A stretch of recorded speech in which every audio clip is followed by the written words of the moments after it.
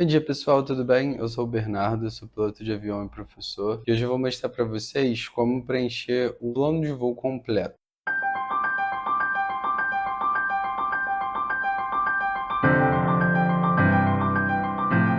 Existem duas formas principais de plano de voo, que é o plano de voo simplificado ou notificação de voo, como era chamado antigamente, ou o plano de voo completo. A notificação de voo ou o plano de voo simplificado, ele serve para voos locais dentro de um raio de 27 milhas. São planos de voos mais simples para voos que você não faça uma navegação e nada mais complexo. Isso para aeródromos que sejam controlados, ou seja, que tenham torre de controle, solo, controle, por exemplo, Jacarepaguá no Rio de Janeiro. Para aeródromos não controlados com voos locais, você não precisa lançar um plano de voo. Se você não sair ali da região das 27 milhas, você não precisa lançar um plano de voo. É muito comum lá em Juiz de Fora, onde eu costumo voar, que a gente não lance plano de voo para voo local, porque dá trabalho e o órgão de controle não vai receber o nosso plano, a gente não vai passar por nenhum lugar controlado, então não tem problema. Mas se a gente for voar navegação, aí você precisa lançar um plano de voo completo ou simplificado, dependendo se for muito próximo do local. Normalmente a gente vai lançar o completo. Então vou ensinar para vocês hoje como fazer o plano de voo completo. E existem alguns documentos do DCEA para pautar a gente e auxiliar a gente em como preencher esse plano de voo. Então vou focar mais no plano de voo visual, é o plano de voo que normalmente a galera tem mais dúvida. E aí eu vou comentando um pouquinho sobre o plano de voo por instrumentos também. Então o documento principal que pauta a gente, não só no plano de voo, como no voo no geral, é a ICA 100-12. Então essa ICA basicamente fala quais são as regras para a gente voar e como funciona o voo. Ela é um pouquinho grande, mas ela vale a pena. É uma leitura que vai te abrir muito a mente em relação aos voos e até aquela parte da regulamentação que você estuda para banca de piloto privado. É uma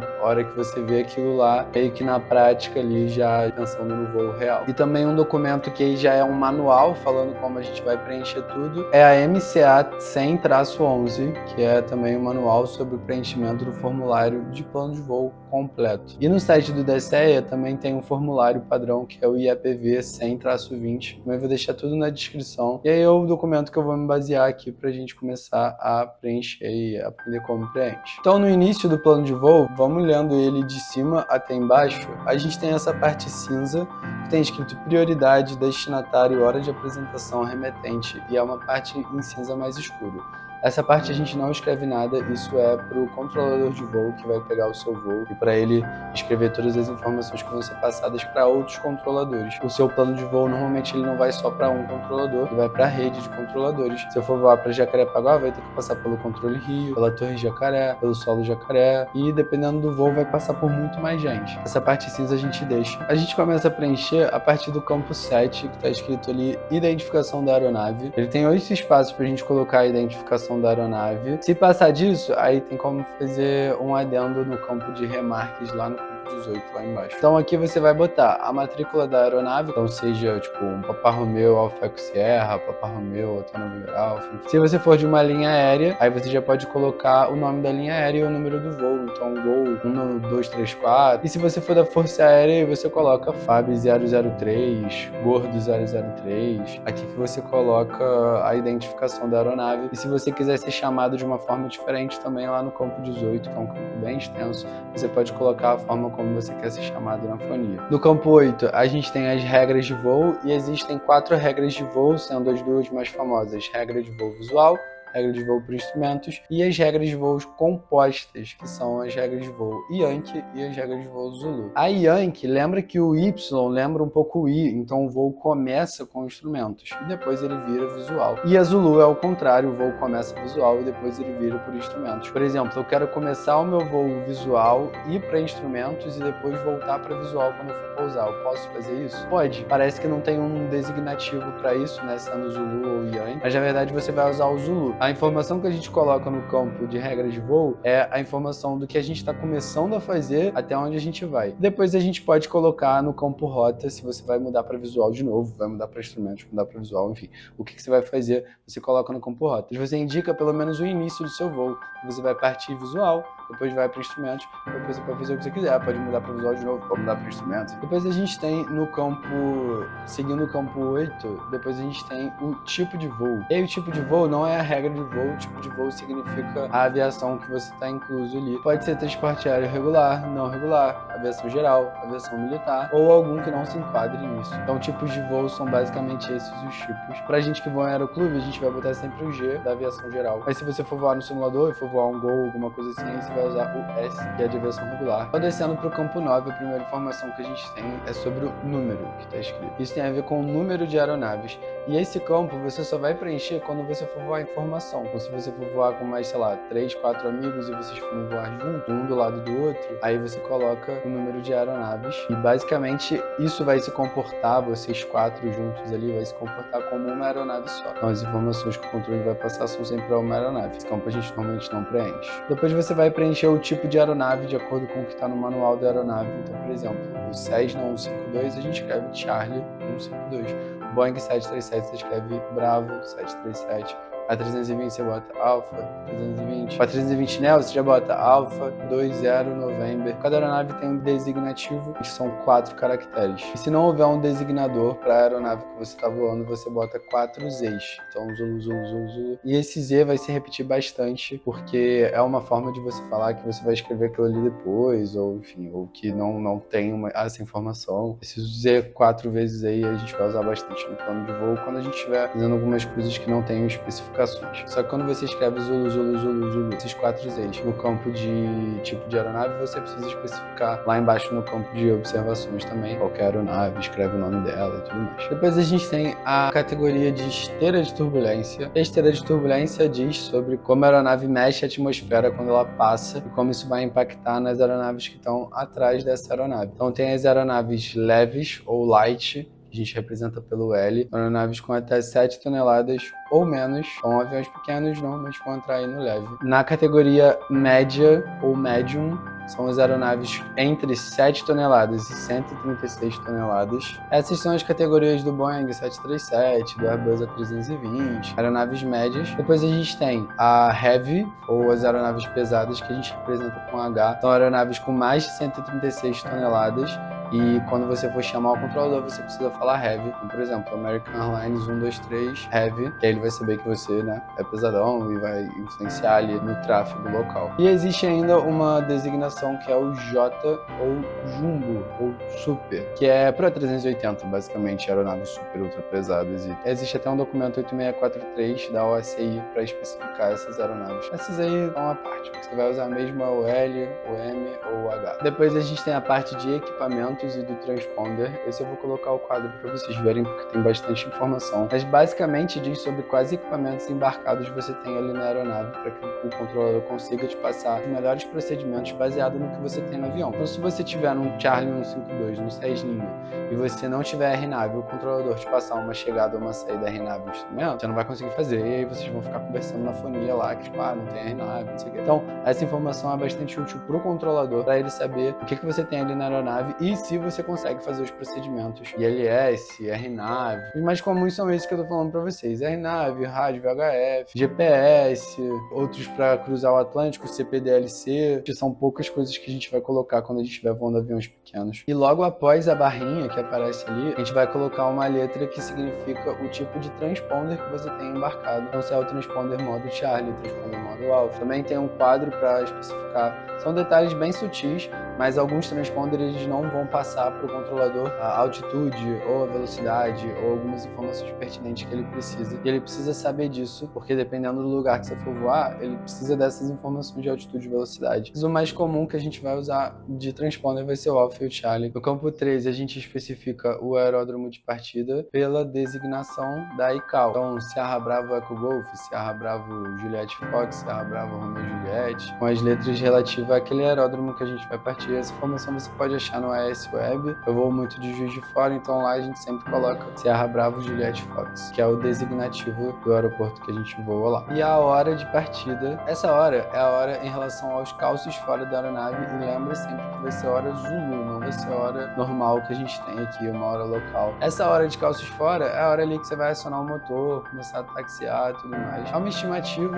mas é sempre bom colocar 45 minutos antes de você partir, porque senão o controlador ele não vai aceitar. Depois a gente tem o campo 15, que é relativo à rota. A primeira informação que a gente vai colocar vai ser a nossa velocidade de cruzeiro, e isso é uma pergunta de prova. Qual velocidade a gente vai colocar, até porque a gente tem a velocidade indicada, que é a velocidade que aparece no instrumento do avião, a velocidade aerodinâmica, que é a velocidade em relação à massa de ar ali que você está voando, a pressão, a altitude e tudo mais, a velocidade de solo, que é a velocidade aerodinâmica, só que com a somatória do vento, que tem influência no seu voo. Essas são as três principais, e no campo rota a gente vai colocar a velocidade aerodinâmica. E aí a gente utiliza o K quando for em quilômetros por hora, o N quando for em nós, lembra que é knot, então tem o N ali para facilitar a gente, e o K confunde às vezes, mas é N. E o M quando for velocidade Mach, então Mach ponto alguma coisa, a gente bota Mach 0,82, por exemplo, para Mach ponto 82. Depois a gente tem o nível de voo, e aí mesmo esquema, a gente tem o F para representar flight level ou nível de voo,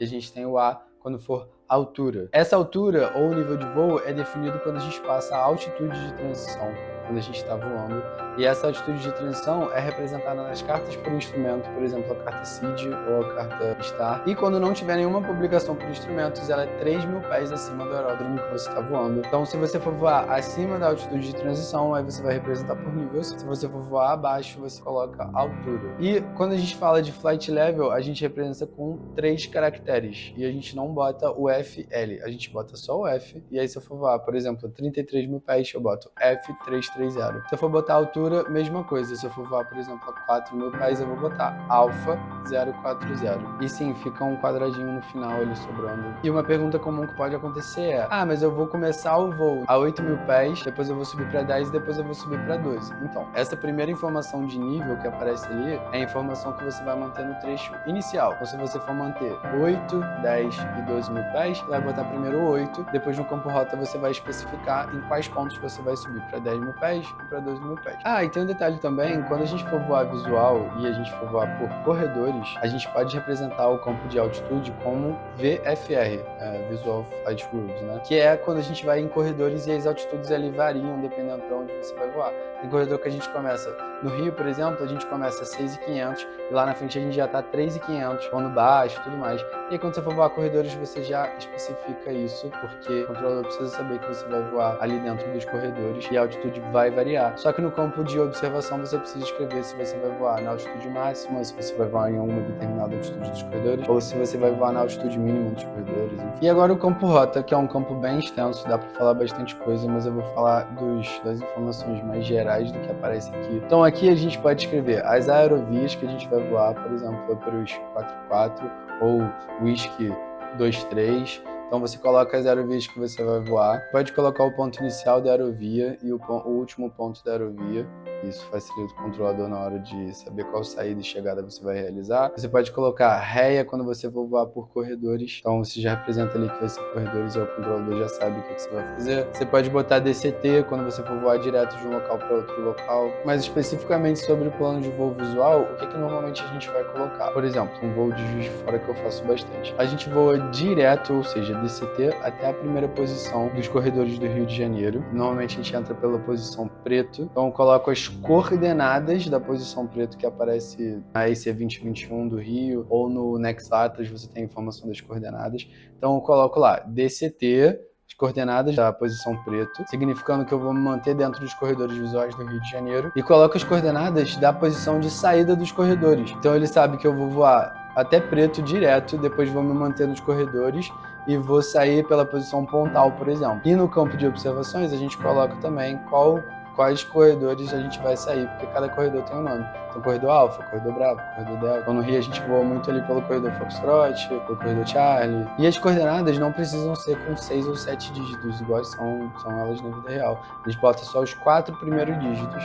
Então, por exemplo, se for uma coordenada 0,4 graus, 2, 3 minutos, 23 segundos, a gente coloca 0423 norte. Isso para latitude. Para longitude, a gente bota os 5 primeiros dígitos. Então, por exemplo, 043 graus, 22 minutos e 22 segundos, eu coloco só 04322 whisky, por exemplo, se for o setor oeste. Tem um exemplo também que é legal, que é quando a gente for voar saindo de uma radial ou chegando de uma radial de um determinado VOR para voo por instrumentos. Então a gente coloca o designativo do VOR, então por exemplo, Charlie November Fox, que é o designativo do VOR de Confins, 180, que é a radial 180, e quantas milhas eu vou voar. Então, por exemplo, eu vou voar no VOR de Confins, na radial 180, 40 milhas. Aí vai ficar Charlie November Fox 18040. Outra informação legal é quando a gente esbarra com as regras de voo semicircular, que é até a proa do norte até a 179 a gente mantém nível ímpar, e do 180 até o 359 a gente mantém nível par.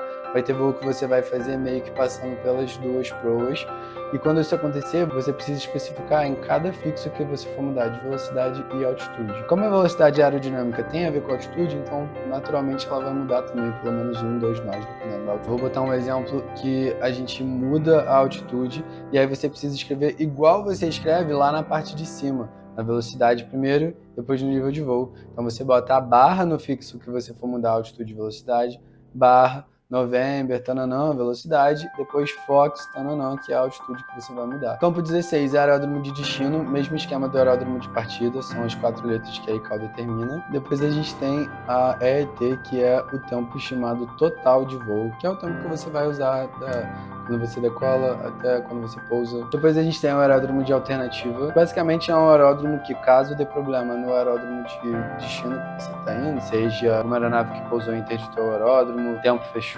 algum auxílio rádio está com problema, algum problema que aconteça no aeródromo de partida, você vai para o aeródromo de alternativa. E você tem que sair do voo já calculando que você pode ir para o aeródromo de alternativa. Então você tem que ter o combustível já para voar para esse aeródromo de alternativa, caso dê algum problema. E é sempre interessante você colocar um aeródromo de alternativa que esteja na sua rota, que esteja próximo ali de onde você está voando, porque caso dê problema, você vai para ele. O aeródromo de alternativa serve também para caso você tenha uma pane, né? Mas aí às vezes nem dá tempo de chegar, você tem que pousar em qualquer lugar. Tem o aeródromo de alternativa secundário, isso não é muito necessário, não é obrigatório que você coloque, mas tem que colocar pelo menos um aeródromo de alternativa. E chegamos no campo 18, que é um campo bem extenso, um campo de outros dados. E aí vou colocar o quadro para vocês verem como tem informação pra gente colocar. Mas assim, via de regra, tudo que a gente colocou Zulu lá em cima a gente vai ter que colocar. E tem algumas informações comuns que a gente coloca. Da onde a gente está partindo. No caso do aeroclube que eu vou, a gente sempre parte de fora, então coloca lá From Terra Brava Juliette Fox. O operador da aeronave, no caso de onde eu vou, a gente sempre coloca o OPR/aeroclube de Juiz de Fora, que é o operador da aeronave. Perfil da aeronave, isso é importante, isso diz sobre qual velocidade a aeronave que a gente está voando cruza a cabeceira para pouso. Tem aeronaves que cruzam bem rápido, o 747 ele cruza com uma velocidade mais significativa. O Charlie no 52, o Cessninha que a gente voa, perfil alfa, ele cruza bem devagarzinho, então basicamente a gente coloca essa informação lá para o controlador saber como essa aeronave vai se comportar, se vai ser mais rápido, se vai ser mais lento. Tem uma informação legal também que é a Route, que é Romeo Alfa Lima Tango, que é a rota ou o aeródromo de alternativa que você vai ter em rota. Essa informação legal para voo por instrumentos. Existe a TAUT também, que é uma alternativa para depois da decolagem. No voo visual a gente não coloca muito essas não. E o RMK barra, que ele é bem importante, vai botar bastante coisa. Então, no RMK, por exemplo, quando a gente for voar por corredores visuais, a gente coloca REA, corredor tal. REA, Charlie, Alpha, Victor, Juliette, Fox, Altimax REA, todas essas informações para a gente representar para o controlador aonde a gente vai passar. No campo 19 é a autonomia, ou seja, quanto tempo que você consegue ficar no ar voando, caso dê problema, em falta de combustível que você está levando para o voo, é apresentado em horas e não em quantidades. O avião consome em hora, a quantidade depende do momento do voo, enfim, depende da densidade do líquido. Em horas é uma forma que a gente consegue estimar melhor em relação a esse consumo de combustível na parte da aviação. Depois, pessoas a bordo, quantas pessoas, contando com a tripulação que vão ter ali no voo. Então, equipamento rádio de emergência, aviões pequenos nem tem, então a gente risca tudo. E ali você risca o que você não tem, então você riscando tudo. Equipamento de sobrevivência, colete, bote, essas paradas, você sai riscando tudo. O Sierra dos equipamentos de sobrevivência, o Juliette dos coletes, se você risca o Juliette, você já fala que você não tem nada. O Delta, antes do número de bote, já risca que a gente já foto, se não tem nada. Cor e marcas da aeronave, você bota, se a aeronave for branca e azul, você vai botar branca e azul. Ou se ela for branca com listras azuis, branca com listras azuis, enfim, você vai botar o que tiver ali fora da aeronave, caso eles precisem. Observações, pode deixar também, pode só riscar. Piloto em comando, seu nome, seu CANAC e quem fez o preenchido por quem também, vou botar seu nome, assinatura e tudo mais. E aí, fechou. É isso para plano de voo. Espero que vocês tenham gostado, mas esse é o plano de voo completo. Na vida real, quando você já é piloto privado, você já manda para aplicativo, então nem precisa esquentar. É legal saber a teoria. Piloto privado, é legal que você faça no papel para você entender como faz, ou que o instrutor te dê o celular dele para você fazer e mandar pelo CANAC dele. E pra galera que faz simulação também é legal, servidores como Ival, Vatsim, eles pedem plano de voo, então é bom que vocês saibam lançar. Todas essas informações estão lá contidas na MCA 100-11. É legal que vocês deem uma olhada lá, caso vocês tenham alguma dúvida em relação ao plano de voo e alguma dúvida pontual, podem me mandar que eu respondo também. Espero que vocês tenham gostado. Se você gostou do vídeo, compartilha com alguém que você acha que vai gostar também. Deixa um like, salva o vídeo, manda pra geral. É isso, valeu!